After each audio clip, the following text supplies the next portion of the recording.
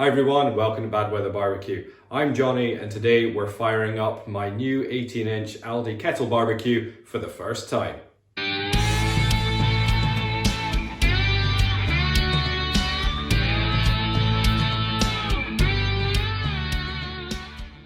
Hi everyone, welcome to the channel. This is the channel where we talk all things barbecue. And today I'm firing up my new 18-inch Kettle BBQ that I've just got from Aldi. And for its first cook, I'm not messing around. I'm actually firing straight on with its first low and slow cook. So what am I going to be cooking, I hear you ask? Well, I've decided to do a full 2 kilo boneless pork shoulder that I've just got from Costco. This isn't a recipe how to cook video per se. What I want to do today is focus more on the Aldi Kettle. However, I have done pork shoulders on the channel previously, and if you'd like to see one of those videos, then please click on this link up here. That said, what I am going to be doing today is just putting some rub on the pork shoulder, as you'll see in the screen at the moment. I'm allowed it to come up to room temperature, and then that'll be good to fire on the grill for the first time. Make sure you stick around to the end of the video where I'll give you my 3 top tips for making this cook a success. Right, let's get outside and go and have a look at how I've got the barbecue set up today. Okay, so we're outside now and I just want to show you how the kettle's set up for today.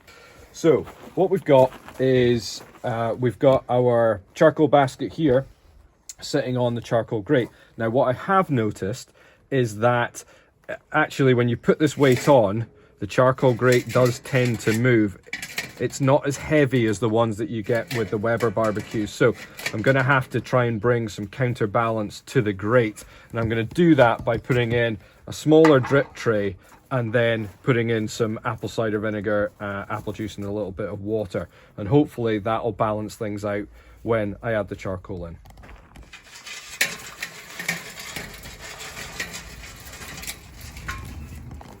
Right, so as you'll see now up here, the grate did move when I was putting the charcoal in. So I've now put in my drip tray and that has kind of counterbalanced it. So that should give me sufficient area on the indirect zone to be able to cook the pork shoulder. So just before we put the pork shoulder in, just a couple of points to note. The first one is that when we put our grate on, it doesn't have the hinges on it like the Weber one does. So we're going to have to add our smoking chips in first before we put it on. And then at that stage, once the chips are on, we'll be able to put the grate on and then put our pork shoulder in. So the second point that I just wanted to quickly note is that because there's no gauge on the top of the kettle lid, I'm going to be using an electronic probe to help me today. I'm going to be using my Weber iGrill 2, which I've got set up here on the grate. As you'll see, I've got an ambient probe in there, and then I've got the one that's going to be going in the pork shoulder. So with the spirit of, if you're looking, you ain't cooking, the iGrill 2 is going to be doing the heavy lifting for me today on that front.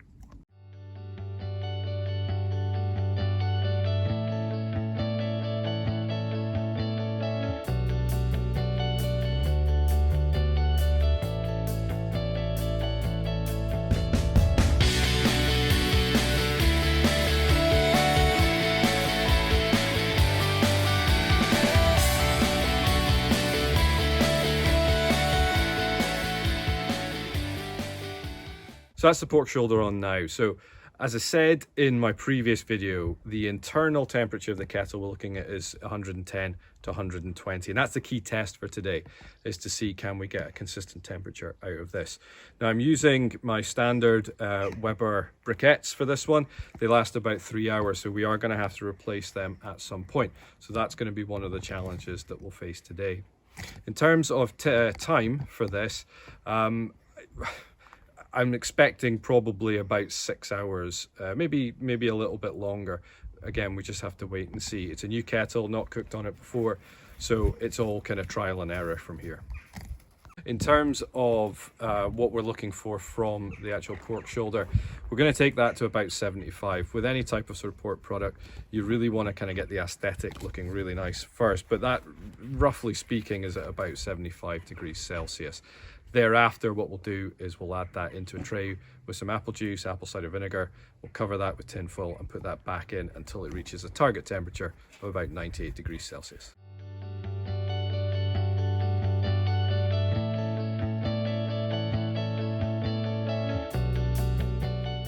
Right, so we're at the 3-hour mark now, and I'm pleased to say that we've hit an internal temperature of 60 degrees in the pork, and I've been able to maintain a really consistent temperature of about sort of 115, 116 degrees within the actual kettle itself. So really pleased. What I'm going to do now is I'm just going to give it a quick spritz.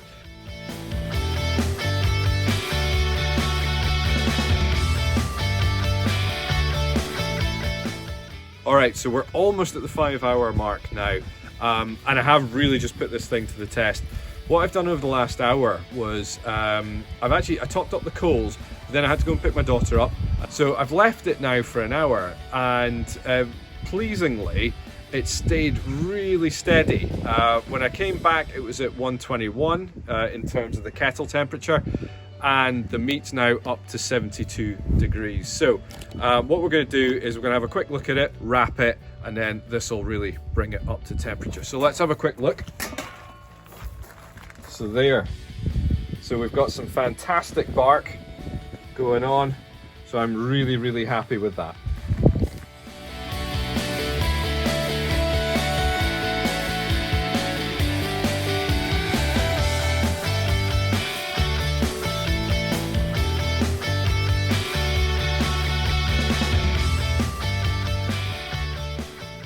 So we're about 6 hours, 20 minutes in now.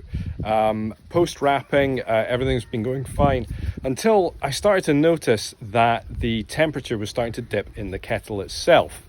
I knew this because I was looking at the iGrill 2 that was speaking to my phone. So what I decided to do was actually have a little look inside the kettle itself. What I found was that because of the amount of time that it's been on, there was quite a build-up of ash in the bottom of the kettle, and what that started to do was go into the actual vents or block the vents at the bottom of the kettle. What I therefore had to do was actually just clean all of that ash out. So I had to take everything out, clean it, put it back, and I've just put the charcoal basket back in, put the pork back on. Unfortunately now it's coming back up in terms of temperature. So again, I'm letting it sort of ride a little bit higher now, so that we can get to that 98 degrees target a little bit quicker.